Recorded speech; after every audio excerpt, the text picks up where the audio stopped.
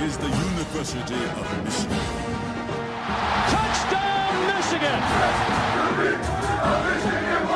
And midcourt extra pass. And it goes for the win! The three-pointer by Jordan Poole! Down the sideline! Peoples-Jones! Touchdown, Wolverine!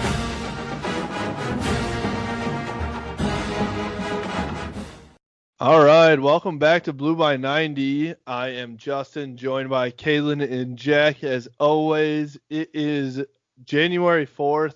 Happy New Year, boys. How about our basketball team? I mean, it's just I was going to try and come up with something fun to say about that, but it's just, how about freaking Michigan basketball being unbelievable? Dude, so much fun to watch. so much fun to watch. When fucking Hunter Dickinson wasn't really scoring in the first half, like other people were just picking it up and everybody was fucking scoring, dude.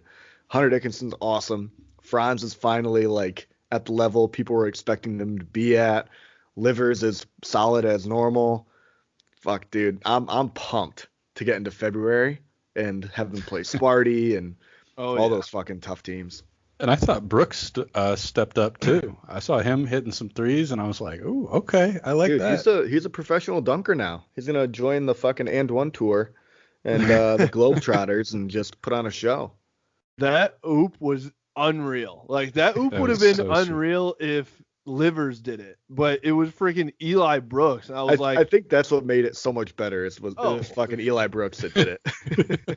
For sure. It was unreal. I mean, he straight up took that, tomahawked it a little bit to the side, and then boom, came down with. Love it. I love it.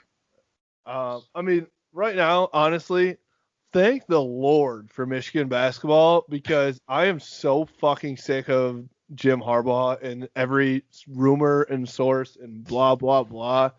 And we'll get into it a little bit at the end of this podcast, but like, are you guys just so over the whole thing at this point, or is that just me? Yeah, I mean, it was like football season's supposed to be over, and all we hear about is fucking Harbaugh and his contract extension that's apparently been happening for the last month. And it's like, you can't escape it, man. You can't escape any of it. Like, if a decision was made, we could at least be like, all right, football talk's over. We can just focus on basketball. But no decision has been made yet. There's rumors that Harbaugh might be going to the NFL, which is fine. But it's still like, football is still headlining the news, and you can't really enjoy the basketball season. Dude, I'm just like, just make a decision. Just make a decision. One I'm tired way or of the other. reading these articles. Just let me escape. Let me escape from football so I Sick can of reading. fully be invested in basketball. Yeah. I hate people who make me read stuff. Don't make me Bullshit. read things. It's ridiculous. This is why we do podcasts, because we aren't good at reading. When you come out with an article, and then I probably have to pay for it as well, I'm just like, gosh. holy shit, how many subscriptions can we have at this point? And none of them, I don't think, have truly know what they're talking about. Like, What's even worse, right? You're paying for the blog boys. So now you're reading some guy who's like, yeah, my grandmother's sister's niece said that Harbaugh's dog is going to the NFL or something. You're like, what?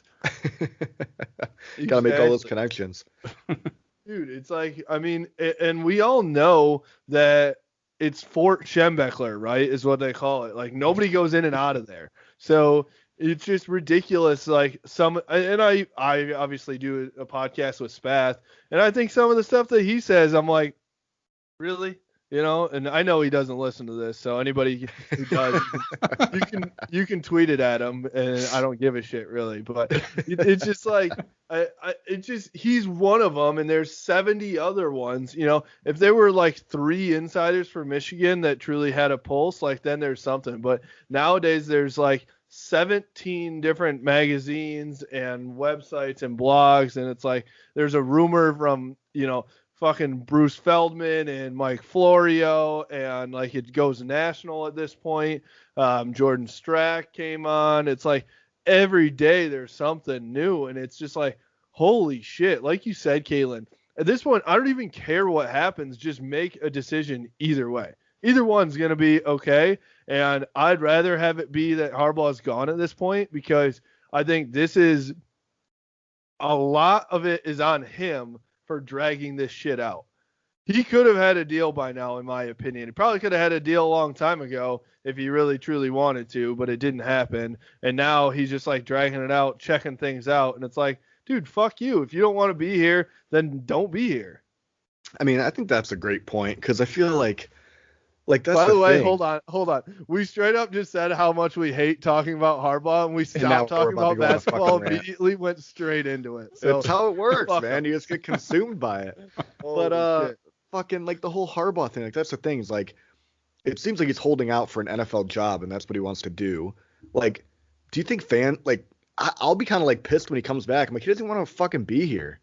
Like you were just looking for other jobs. And I get it. Like that's your business. You're a football coach. Like totally respect it.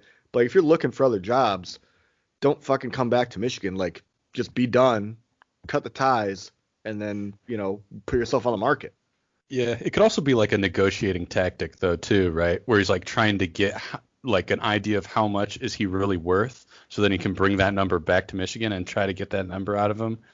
I could see him trying to spin it that way, but I'm also like, dude, like this is why you have an agent. Like Jim Harbaugh, you're the only coach without an agent, so I don't get it. Well, it's like, why? I mean, how is he going to explain this to anybody? Like, what were you waiting for? Everyone's gonna say it. Players, other assistant coaches, whoever his new DC is, like everyone's gonna be like, so what were you doing during the month of December? And what's he gonna be like? Just chilling. No, like you had to be doing something. What, like, you were at least talking to somebody, whether it was Ward and your team or them. But Spath said it today, and this is another rumor that we're just gonna keep spreading. So whatever. But he said that somebody who he talked to said that they talked to current players right now that are on Michigan's football team. They have not heard from Jim Harbaugh since the end of the season, since before that last game or their last practice or whatever. And so, I was gonna say, yeah, it must be last practice, but still, that's a fucking long time to not hear from a head coach. That's like you don't really know if he's gonna be back or not. Right. Isn't that a weird, like, I know that nobody's been around because, after the season, I'm sure they all went home or whatever for the holidays. But, like, don't you think there would be, like, a fucking team message that goes out or something like that? Like, hey, Jim here. Happy holidays. Hope everyone has, right. Really excited to get back at it when you guys get back on campus in January or something to that effect. God, like, you got to have some sort of communication with your team, especially right now. That's what I'd assume. I mean, that just makes me feel like it's another reason he's not, like, you don't think he's going to be coming back, because I feel like you're just damaging the culture surrounding your team. And, like, I don't know. Silence is never good. Silence is never good. No, like, dude, open the communication channels here, even if I was a player and he was like, hey, I'm going to be honest, guys, I'm exploring some options. At least as a person, I'm like, okay, thank you for telling me, Yeah. Exactly. You can at least then, like, everyone knows. And I just don't know how he's going to come back and say that he wasn't exploring other options. Like, What were you doing then for the past month? And so it's just a wild concept. And all right, wait, what if he came out and he said, last month I was watching Ohio State film from the last 100 years. All right, then perfect. Love the radio silence. Do whatever you gotta do. Yeah, I mean, that'd be if he like locked himself in a basement and he was just like glued to have you guys seen Fever Pitch? Oh yeah. Where he's like they like find him and he's just watching the same Bill Buckner play over and over and over. He hasn't like showered or eaten in like 2 weeks or something. So one of the assistant coaches, Gaddis, has to go in and find Jim Harbaugh in his basement in California. He's just watching the JT was short play over and over. Yeah. Oh man. What a reference. I love the comparison to those two because it's pretty much the same thing. I mean Buckner for the Sox and that for Michigan. I mean, I think those line up pretty well. That's true. Could be real. Just saying. Could be real. What if he just like goes MIA and he just like never comes back again? They're like, so spring practice has started for everyone in the country. Jim Harbaugh still has no contact with his team. Nobody knows where he is. We are on day 72 of the search for Jim Harbaugh. Jim Harbaugh's MIA turns up in 20 years as like a rugby coach in Australia. He just has a mustache. That's the only thing he changed. Yeah. Maybe disguise. Yeah, there wasn't anything else changed about him except for the mustache. Then again, in 20 years, Jim Harbaugh will be like 75, so maybe not. Yeah. You know what I was thinking about, though? Like, I kind of thought, just because of the way he's aged, it seems like, in the last 6 years, 'cause he seems like he was, like, 35 when he got here. Now he's 55 now. He kind of seems like I was like, oh, maybe he'll retire. But no, like, I think he's still got 10 years in him, you know? Oh, so, like, to coach? Hell yeah. so it's just like, I don't know. It just seems like I think it was just because he looked so defeated, you know, this season and last season, that I was like, oh, you know, maybe he'll just hang him up. But he's definitely not at the age of retirement. Well, speaking of coaches in college football, I do want to bring up the, what was it? Somebody brought up a flight tracker of private jet from Columbus to Jacksonville. Now, it could be Urban Meyer. I'd love for it to be Ryan Day. But is he really going to be like flying on a private jet the week before, you know, a national championship game to interview for an NFL job? Crazier things have happened. Maybe, you know, but it'd be impressive to just like fit that into your schedule during prep week for the national championship. I know, right? So what do we want to see from this contract with Jim Harbaugh? I know the rumors at least have it at 6 years, but is there any like specific things that would really benefit? I want it to be a $1 contract, and you make like $500,000 for every win or something like that. Maybe not $500,000, but like you have to earn literally every win. Dude, I was just thinking about that today. I was thinking I was like folding laundry or something, but that popped in my head. I'm like, every coach should be like, you get, let's say you get 3 years of like a base salary to like, if you're doing a rebuild or something, right? You get 3 years base salary of, you know, however many $1 million. And then year 4, when it's supposed to be like your year, all your guys, your coaches implemented, your, you know, coaching style, play styles implemented into the program. And then that it goes to commission based. You get like, let's say $500,000 for every win. You beat a rival, you get a $1 million bonus. You know, those numbers are kind of just picking out of like a hat, but I mean, why not? You should be incentivized to win games and prepare, and I think that should be fucking mandatory for all coach team. Why not? I'll be honest. I was just gonna say I would. It's ridiculous that not every coach is like that, and player in the NFL as well, like, or just athletes in general. Like, I know that there's some guarantees in there because of people, you know, you get hurt and you have to have, you know, a certain structure, but like, it just, you know, the bonuses for these coaches are like a drop in the bucket for, you know, their compared to their actual thing. And I think it should be way more bonus based than it should be the base. Yeah, I think it should be like your base salary is like you're a steel mill worker, right? You get like $40,000 a year. And then like if you beat a rival, you get like $2 million. Yeah. Oh my God, that would be incredible. Like, how hard would you work to beat Ohio State then? If that was the case? Oh my God, dude. Yeah. Like your Ohio State should paycheck, be a $10 million bonus. Yeah, your whole paycheck is based on you just winning one football game. I mean, I think you'd have a lot better coaches out there. If you win a national title, you just get to become the mayor of Ann Arbor and just like do whatever you want. In all seriousness, though, I'm kind of hoping that the contract has like a low buyout, right? That's what it sounds like, right? Yeah. Because I really do want the pressure to be on. I want them to really know, like, hey, if we have a poor or a down year, 2021, you know, we're gonna buy you out and move on.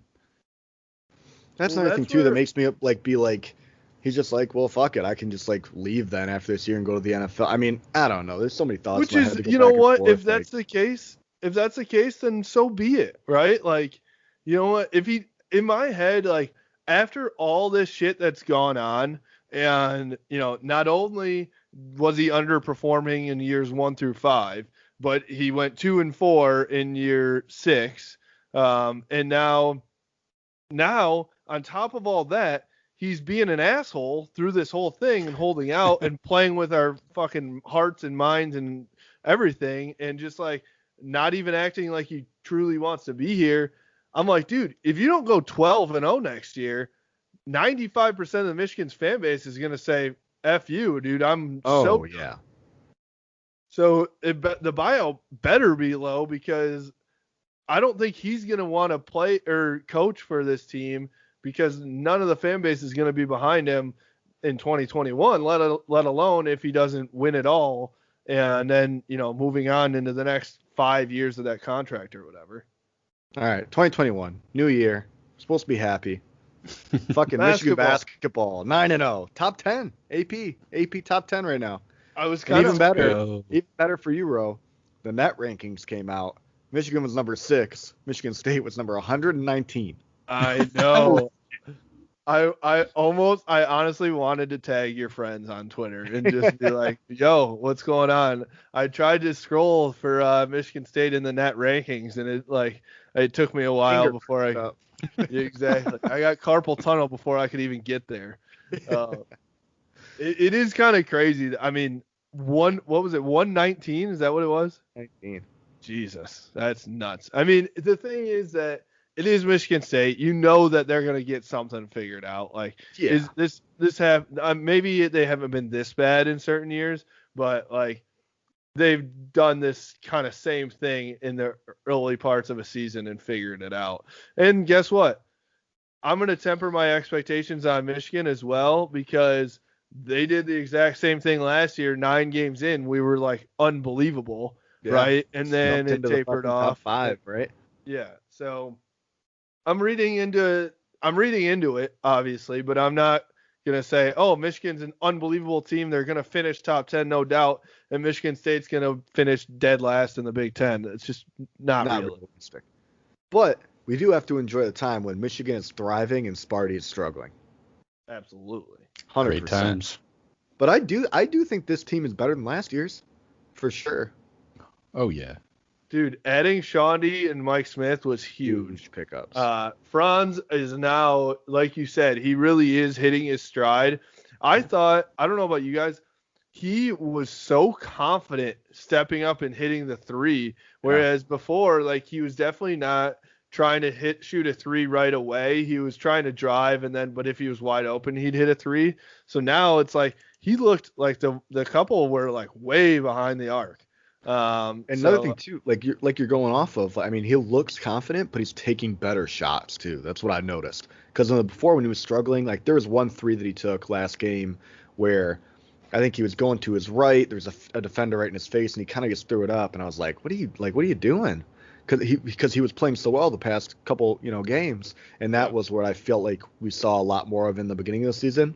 But his decision making on shooting and everything else it's completely improved. He's playing a lot more confidently, taking good shots, playing fucking insane defense. We had 5 blocks. Dude, 5 fucking blocks last game. And one of those, or maybe even 2 of those, were on their center at the rim. And his arm was like a foot and a half over the rim. I'm like, dude, so now you can hit the 3, you can drive, you can dribble, and you can play defend at the bucket. That's pretty. He had crazy. a steal too. Yeah. So I don't know. I can't say enough good things about Michigan basketball right now, because also our fucking guy, Big Dickinson energy. Jesus Christ. That's right. Dude, unreal. First of all, you can get your t-shirts, Venmo us at Justin Rowe, or hit up our DMs on Instagram or Twitter. We've got them for sale. They're about to come out and be so fire once we get these shirts out. Get them while they're hot. Get them while they're hot. 4th time in a row, I want to say, or 4th time in 5 weeks. Player of the week, right? Freshman player of the week in the Big Ten. So, dude, the dude's just unreal. He's fucking 7'2" and plays really well on both ends of the court. Unbelievable passer as well, because that was the big thing I saw yesterday. And Eli even said it in his post-game press conference. He was like, yeah, they tried to double Hunter, and guess what? That actually worked out even more so in our favor, because he could kick it out to us and we drilled our 3. So it's like damned if you do, damned if you don't type of thing if you're guarding Michigan. And another thing we saw from him too is he was taking some nice shots from God. Like the elbow? The elbow. That's some Mid-range? fucking word. I'm like, what the fuck is this word? Elbow. Yeah, I mean, he had 2 nice shots from the elbow. Nothing but net. I mean, the fact that he's showing off, he can pull up a little bit and, make a shot if he needs to. I mean, he's just getting better and better every game.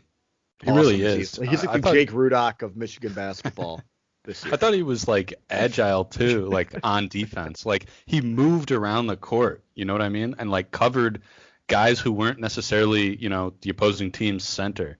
He was also able to cover like some of those smaller guys who were traditionally a little faster, and he kept up with them. So I was really impressed. Yeah. I mean, it's comparing him to Teskey is like they literally aren't even on. Like freshman year Hunter Dickinson is already 10 times better than even probably junior year Teskey was. Junior year Teskey was good, man. I like junior year Teskey was very, very good. Senior year Teskey was bad, but like I know Teskey hit some threes his junior year, and that was where and he was really good on defense. But it's just I just think that in terms of their offensive game and athletic ability, Hunter is like on another level, and he's only 9 games into his college career. What do you think about this? I mean, I remember the announcer like 3 games in being like, do you think Hunter Dickinson's a one and done? And everyone laughed at him, and everyone on Twitter was like, there's no fucking way. Is there a chance that he's a one and done? I mean, I definitely think there's plenty that he can improve on. I hope he's not a one and done. I think he's very, very talented, but I'd hate for him to, turn out like a Mitch McGarry when if he would have stuck around for maybe a year or 2 to develop, he would have had a better shot. So I hope he's not a one and done. I think if he does choose to go, I think he'll get drafted for sure. But I think he could, I think he'd be better off being a guy like Luka Garza, who's just improved an insane fucking amount every single year and really cement himself, especially to learn under a guy like Juwan Howard, who's been talented at every level and he succeeded at every level and coached at the highest level with guys like fucking LeBron James. I mean, why not stick around, keep your free ride, get an education, and fucking just improve your fucking basketball skills? Mm-hmm. Yeah, I don't think an NBA team will gamble like a first round pick on, on Hunter. Just he hasn't like absolutely dominated in such a like overwhelming way that would like justify it in my eye. Yeah. I just don't think he's as athletic as what they might want to see from an NBA guy right now. Yeah, I mean, definitely I think what happens too in the NBA is that he hasn't obviously shown that he can hit the three-pointer, which if you look at most centers now, Anthony Davis is like cash money from 3. So, if you truly want to be one of the best centers in the NBA, you have to have that part of your game.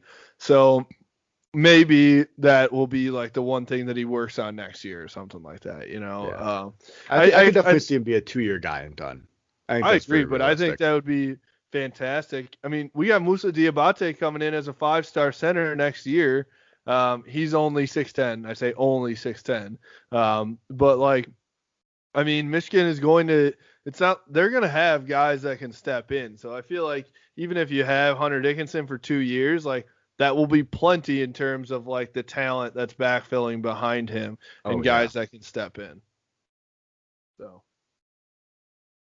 Let's see. All right. I mean, the other thing, well, first of all, he did get a shirt from us, a hoodie. So if you see Hunter Dickinson rocking a big Dickinson Energy sweatshirt in one of the post-game press conferences later this week or next week or something like that. Dude, I can't wait to fucking tweet that out. It's going to be the greatest. It would be like that fucking Leonardo DiCaprio meme from that fucking, what's the name of the fucking movie?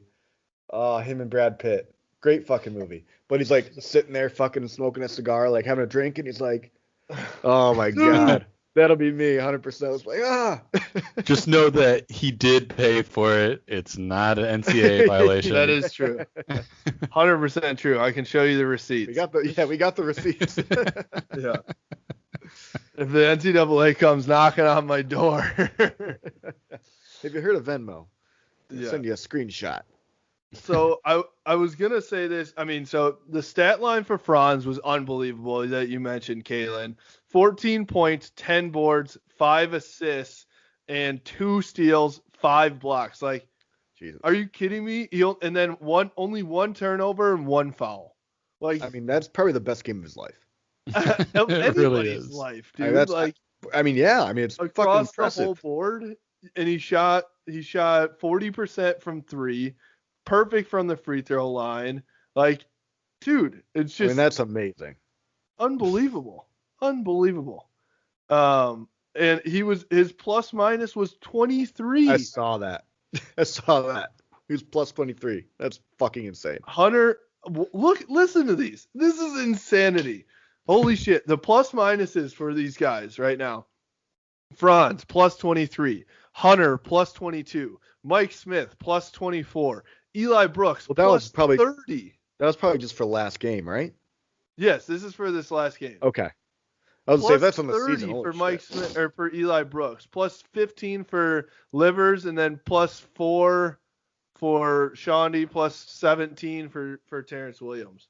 Which Shaundi, I'm surprised he's at plus 4 because he played 17 minutes and had 14 points. They must have been scoring back and forth with him or something.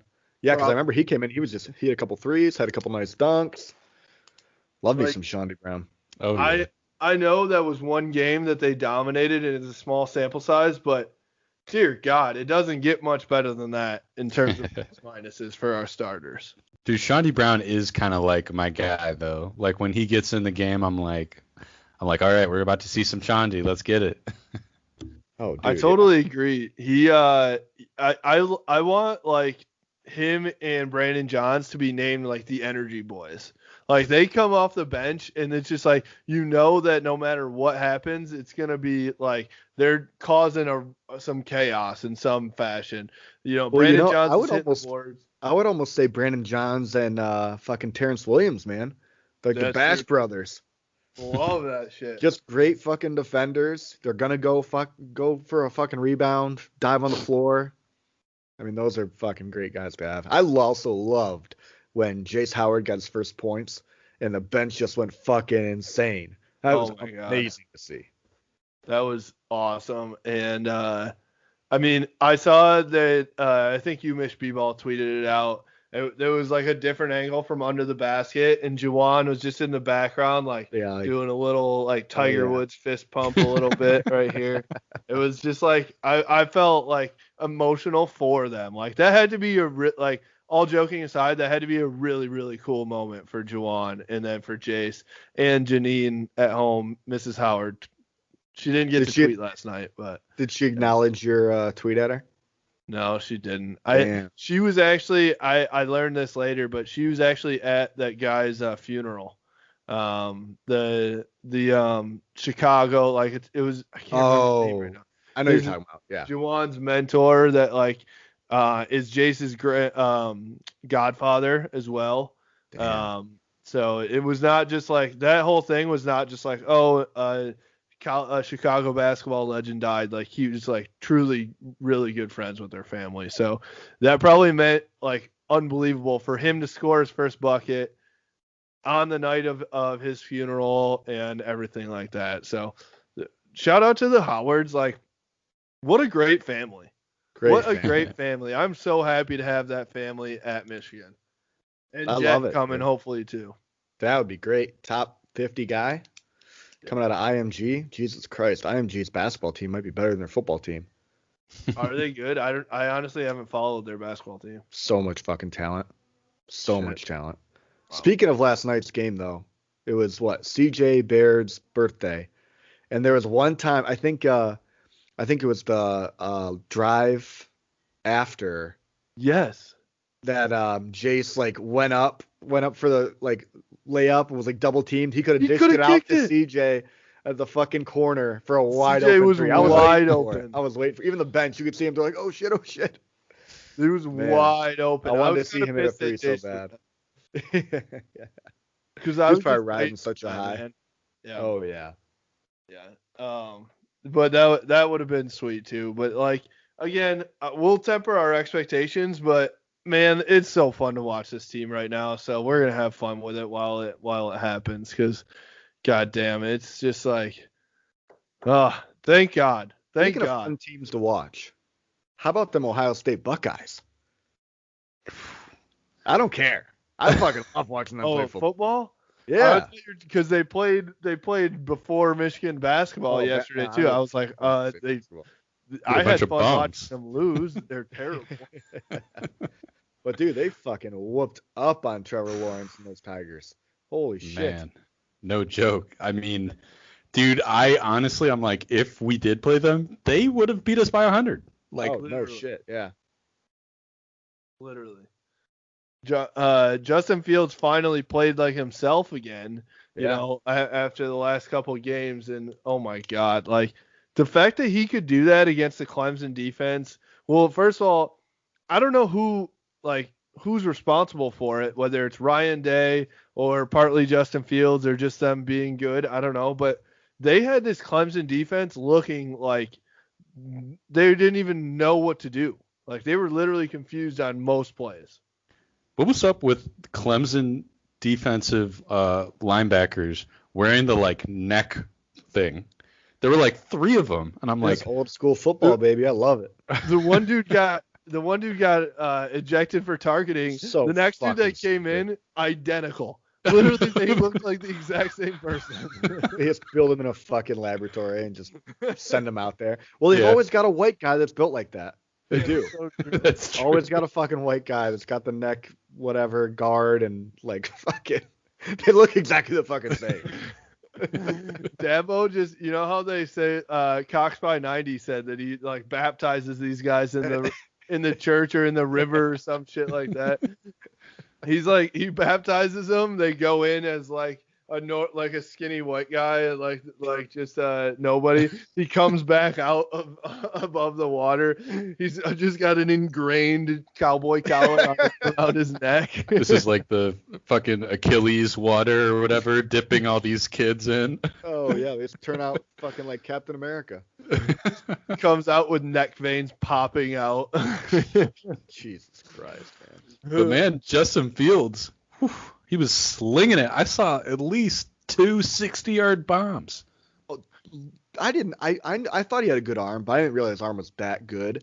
And on a fucking dime. Like the one we 65 yards on a fucking dime. I was like, holy shit, Justin Fields. I mean, he stepped up his game big time. And fucking running back Trey Sermon, I think both of his games so far, they compared it to Ezekiel Elliott's rushing yards back in 2015. And I think he beat him both games for the Big Ten title and then the semifinal by like 5-10 yards. And in the championship game, Zeke Elliott had like 240. Like, if Trey Sermon can fucking match that against Alabama and Justin Fields can play like he did against Clemson, that'll be a fun game to fucking watch. Didn't Trey Sermon have like 350 yards rushing or something like that on against Northwestern? Oh, against Northwestern? He had a shit ton. Yeah. He had a ton. I think it's like 230. It might have been 230. They might have. I think they had like total 350 or something like that. Probably. Dude, he's a fucking beast, man. They just fucking get guys. Like they just fucking get guys. Dude, they just got dogs. Like they have dudes that are just like so fucking good and don't back down to anybody. It's just like, even I was thinking about it. Like Chris Olave was a 3-star, I believe. Really? Dude, isn't that crazy? Fucking stud. You want to hear something even crazier? I turned that game off at halftime because I was so demoralized about Michigan football.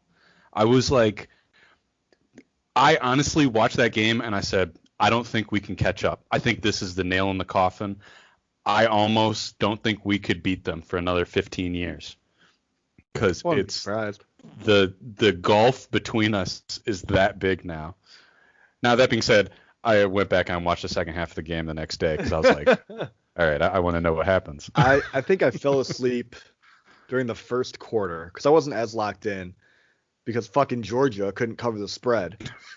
Everybody else hit, but fucking Georgia That's couldn't true. cover the Everybody spread else against hit on goddamn that. Cincinnati. And I woke up and Can't beat a Mike's, fucking American Conference team. God damn it. What, right. SEC chants. Get those fucking SEC chants out of here. Bullshit. God. All But you I are woke is up to Mike. Alabama. I woke up to Mike Everyone else Salentino being like, "Damn, dude, UGA fucked you." It's like, yeah, no shit. Oh man. I think they were up like 40 to fucking 20 in the fourth at that time when I woke up. Yeah. Dude, I totally agree with you. I was texting with some other people, Kalen. It's like, look at these teams. Look at these two programs. I'm sorry. It's hard for me. I feel like before this year, I was really optimistic about Michigan football, getting it back on track. We've got Josh Gaddis, who turned things around a little bit. Joe Milton, Dylan McCaffrey, who's it gonna be? Even like looking ahead, I remember talking about between Milton, McCaffrey, JJ, Cade, it's got to be one of those, right? Like we're actually probably set at the quarterback position for the next 3 to 5 years. And now I sit here and I'm like, we couldn't possibly be farther from Ohio State, and it's so sickening, like truly sick to my stomach, like. We haven't beat them in 8 years now, and I truly think it could be 15 total. That unless there's some miracle play, it's just magic happening on the field, and they Kick fumble 6. That's what they need. Kick 6 or some magical moment. But even those, you got to be in the game, and I don't see us being in the game. That's a good point. You got to be in the fucking game for that to even happen. Yeah, that is the problem, right? Is they are going to, for the foreseeable future, outmatch us at basically every single position, and including the head coach, which Ryan Day's already in his second year and has achieved 10 times as much as Jim Harbaugh has in his 6 years here. And if you want to keep going, in the 8 prior with Brady Hoke and Rich Rod, he's achieved more in the 14 years total. And so it's just I don't know what where is I'm thinking about this next generation of Michigan fans, or even the generation of recruits coming out of high school right now. They have literally never seen Michigan win. These kids in 2020, they were born, if you're 18, you were born in 2002. So they were 2 years old when Michigan has won their last Rose Bowl or Big Ten championship. Fucking brutal, man. They don't remember that. So this next generation of kids and recruits and everybody else is they just see Michigan as just being dominated by Ohio State every single year. Yeah. I mean, that's literally what it is. And you're thinking of it it's all history for Michigan. It's winningest program of all time. Yeah. Go back to fucking 1800s when we were one of the first teams to ever play. Recent history, you haven't done shit. You haven't done anything since Lloyd Carr's been gone. That's a good question too. I wonder how younger kids who are getting recruited, how do they really feel about schools like Michigan or Texas? Those schools that we look at as being Texas, holy shit, man, that's it. And they might be I'm more Alabama, I'm more Clemson, which obviously they are. Yeah, I mean, I feel also on top of that, the cool factor.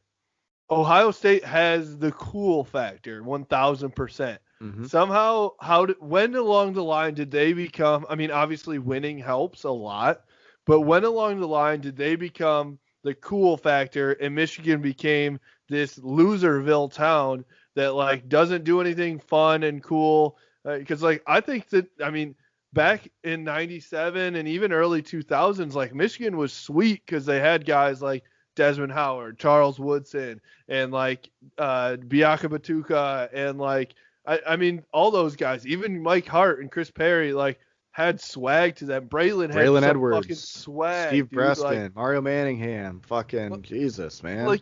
Honestly, even if you want to go past that, Denard had a lot of swag. Like Jabril was like the like, last Jabril. guy. Yeah, so like I think that 2018 and 2016 team definitely had some cool factors that it felt like we were like getting back to that point.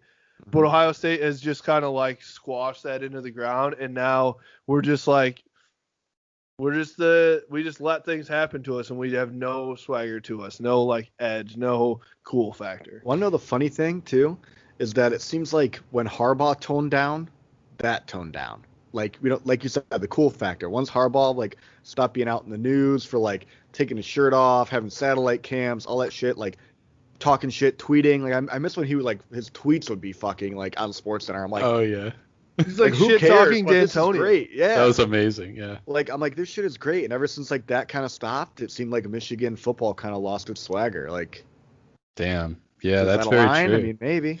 We're too traditional too. We need to be willing to like step out, right? Like let's do some like all black Jordan jerseys. Let's do, yeah. something that's different, but still like everyone can get behind. Yeah. Right. Exactly. That's the problem though, is not everybody can get behind it because you still have Fuck 'em. 80-year-old people. Well, nobody cares Just about the fuck blue them. hairs. Exactly, but like they are the ones that. Well, I was thinking about it like who is going to be buying these tickets? Like That's true. that's the problem. Is they're the ones that send in a complaint via written letter to Ward Manuel, right? And like so like that's the one he gets on his desk, whereas you and I tweet at him and then he's not on Twitter, like not checking that, So it's just like maybe we need to start writing him letters. At Word, clown emoji. Now print it out and send it. Oh, I love it.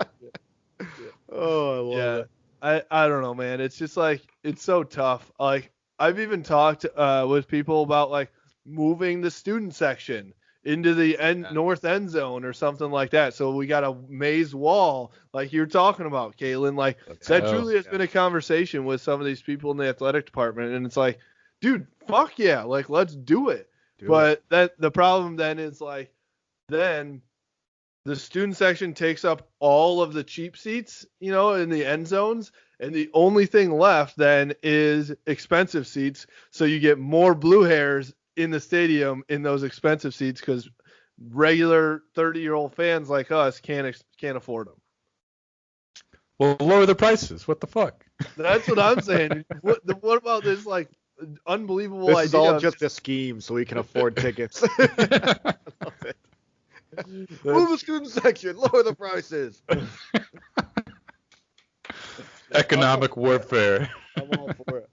I mean, it is true though. Like you even see Michigan State has the cool factor. Honestly, they try new jerseys. Their students are so into it. Their fans in general are so into it. And I think part of that is because they have a younger generation that can go to games because their tickets are much more affordable than Michigan's. And so there's a reason for that, obviously, but it's like, I don't know. It's just like the formula for Michigan football is just like this money-making thing, but the formula doesn't spit out wins. It spits out revenue and a full Michigan stadium and like tradition, but it doesn't spit out winning in the year 2021. Yep. And as long as the administration's okay with that, that's what we're going to get. So. Which do you buy the like argument that if Michigan does keep Jim Harbaugh, they are okay with like the mediocrity as long as they have like a Michigan man with, no scandals and they're still making money and blah, blah, blah. I think that's the message that it sends to the fans, but I don't think that's what it is. I think Ward just fucking loves Harbaugh and is going to keep him because he fucking loves him. Yeah, I wouldn't say that they're okay with it, right? But that's definitely the message that it sends, and they'll definitely tolerate it, right? Because in the long term, their job is to make money for the university, and that's what they're doing. Yeah, and I think that they're just like we have been scared in the past of like if you move on from Harbaugh, you don't know who you're going to get, and things are going to be different. Like I think that a lot of people, even inside Michigan, are just afraid of change. right? And afraid of the fact that you could go back to a losing coach, but then also all the things that go with bringing on a new coach, you have to change up like how you do things and how they want things. Like Harbaugh came in and changed everything, right? So if Matt Campbell comes in, he's going to change a bunch of things, and it costs money, and it's like it's a tough new relationship and like all that stuff. And it's just easier to think that, all right, let's keep Jim Harbaugh and hopefully it works out. It's a much easier option, that's for sure. But I don't think it's the right option at this point because it's just like the easy way to go, and you've got your 9 wins or 8 wins, But I think anybody can do that. I mean, shit, man. If we had the same record that Harbaugh's had, already, but we beat Ohio State, that means, a couple of those years, 2016, 2018. I mean, we've said this a million times. It's a whole different outlook on the program because that means there's been Big Ten title appearances, which in turn means possible opportunities at a playoff. I mean, fuck, man. They're right there. And I feel like Harbaugh's just fucking like, God damn, what the fuck do I have to do? And that probably plays a big part in him, his change in attitude, I feel like. Just me defending Harbaugh here. I don't know why. I mean, it's kind of valid in a way, right? I mean, because we do get all bent out of shape about, not beating Ohio State and the record and things like that. But ultimately, his record's like pretty good.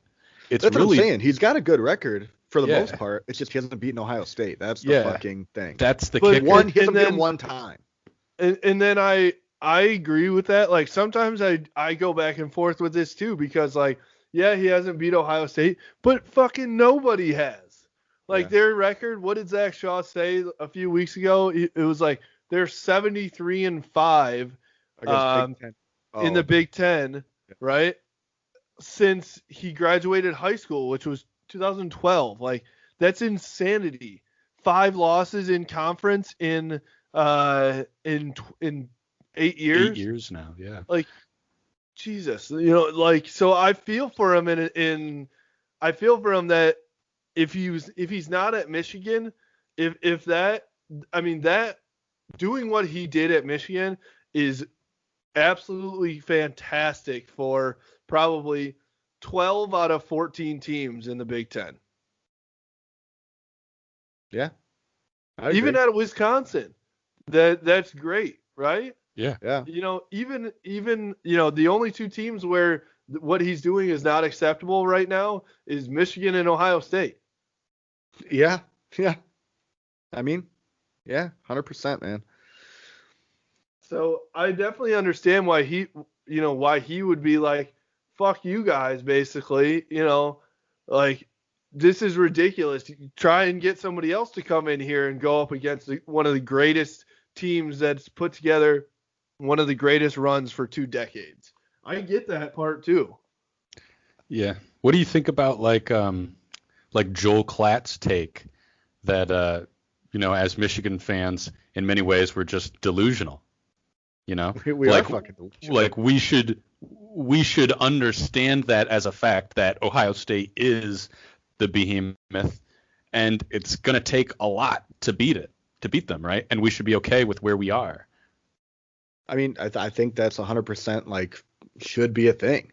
But what I think the problem is you see teams like fucking Purdue like blowing out Ohio State, and you're like, they can beat Ohio State by 30, like one game. I get it, it's one fucking game, but like we can't do that one game. Like give us a fucking break, Like we're just asking for it to happen one time.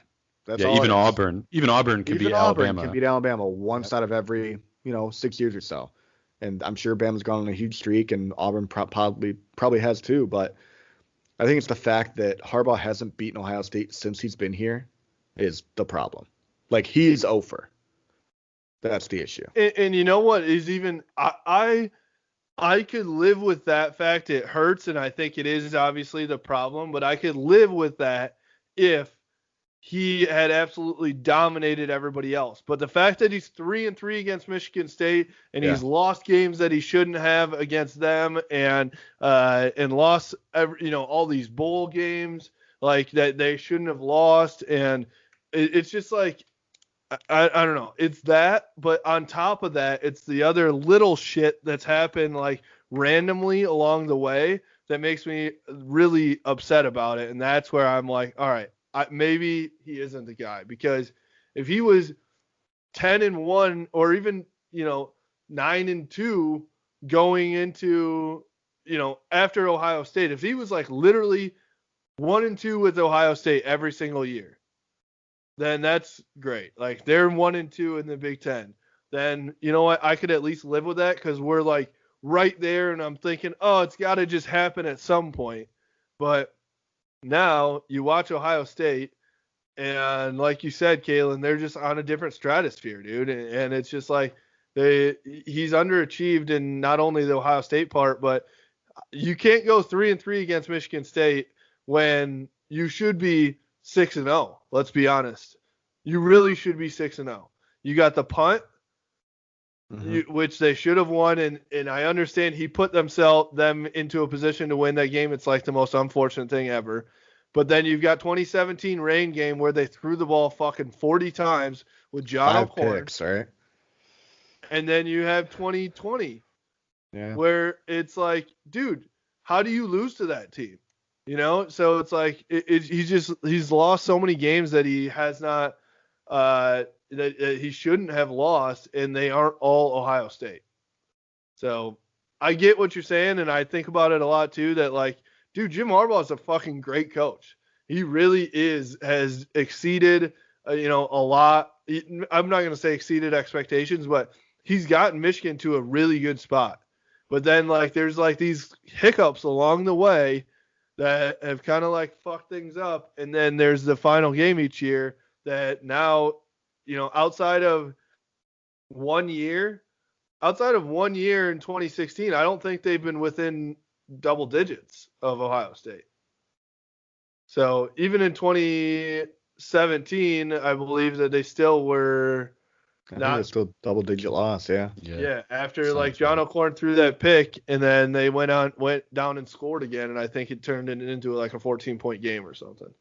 So I don't know, man. I'm just sick of the whole thing, and I'm fucking ready to move on. Let's go find something new. Give me something to be excited about. Like, what's your guys' level of excitement for next season if Jim Harbaugh's back?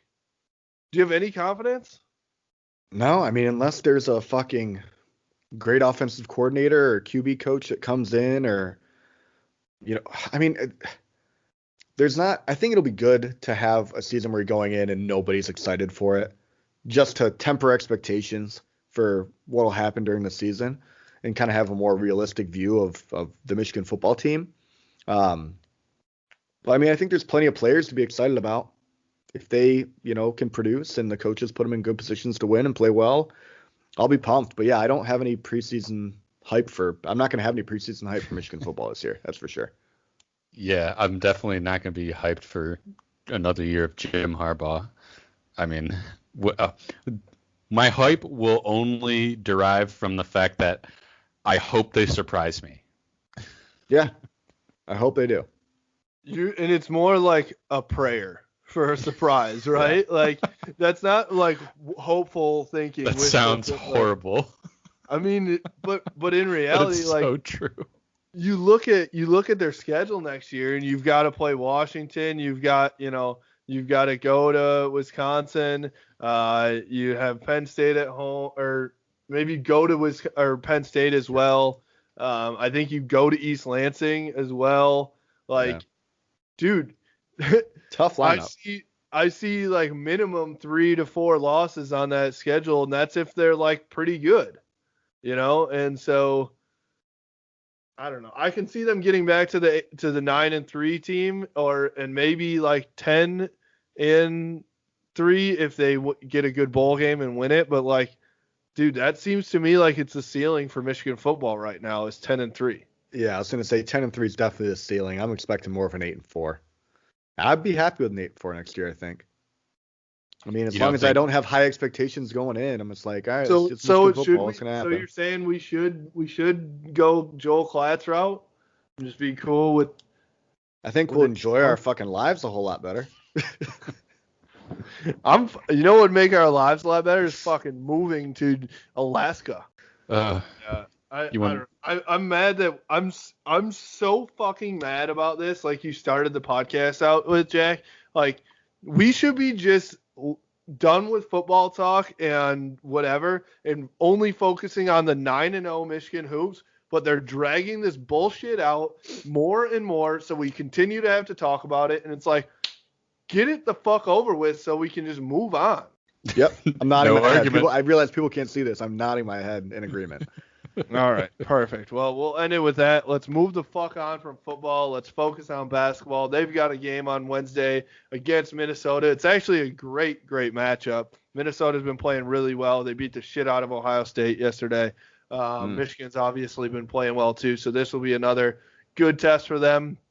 Love having a top 10 basketball team again, man. This is like, feels good. This is so fun. It's really, really fun. Like you said, I can't wait to get to later in the Big Ten year where we're playing Sparty and playing for hopefully the shot at a Big Ten title.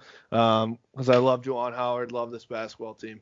So you can follow us at Blue by 90 on Twitter and Instagram and Facebook, at Blue by 90 Podcast on YouTube as well. Follow. I don't know. Do we have anything else to follow? Wait, we have one more thing to talk about very quickly. What do we got? Ro, I think you need to explain your connections with Spath so all the blog boys understand it and they can post about you correctly. What do you mean explain my connection?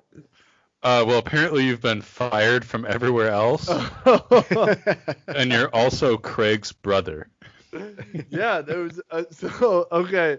Wait, we should have started the fucking podcast out with this because I forgot about it. Oh my god. Yeah, so when Spath on the Stadium and Maine podcast, and he came out and said, talked about his sources that are saying Harbaugh is, shopping around to the NFL. Somehow that made it to 247, saying that Justin Rowe? Yeah. And I was like, I didn't know about it until Brandon Brown texted me. He's like, dude, you're famous now. Like, I was like, he's like, you finally made it. I was like, what the fuck are you talking about? And so I go and look, and it just says like Justin Rowe on the Stadium and Maine podcast says that Jim Harbaugh is eyeing the NFL. It's like, you got to be fucking kidding me, dude. So, and then the comments were just so funny.